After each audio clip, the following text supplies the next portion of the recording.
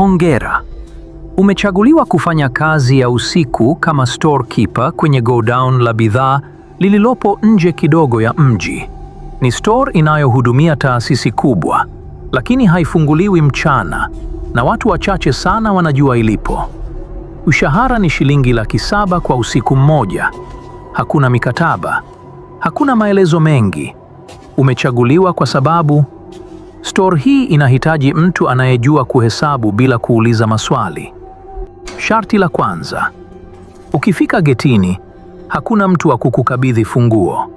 Badala yake, upande wa kulia wa geti kuna ndoano iliyojaa funguo nyingi zinazofanana.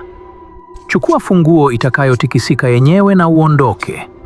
Ukichukua au kugusa funguo tofauti na hiyo, mlango wa store utakuingiza, lakini hautakuruhusu kutoka.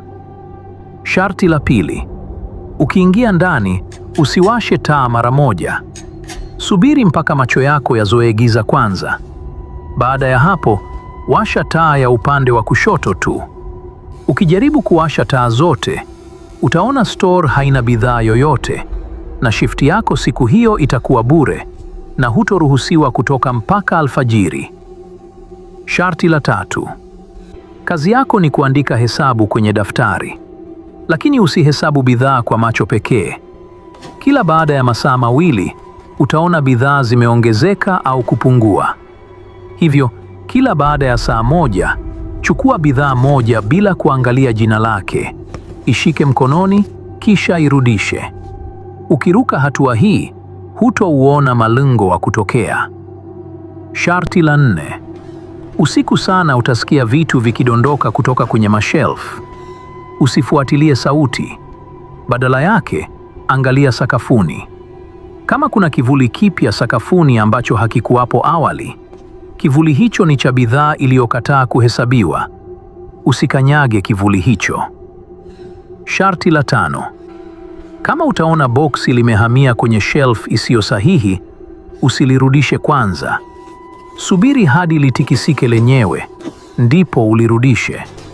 Ukilazimisha kulirudisha kabla halijaridhika, kesho yake utaamkia ndani ya boksi hilo kama sehemu ya bidhaa.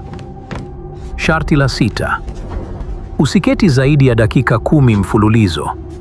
Kila baada ya dakika 9, simama, tembea hatua 3, kisha rudi. Ukikaa muda mrefu sana, store itadhani wewe ni sehemu ya furniture. Sharti la mwisho: alfajiri ikakaribia, utaona kuna ukimya mkubwa sana ndani ya store.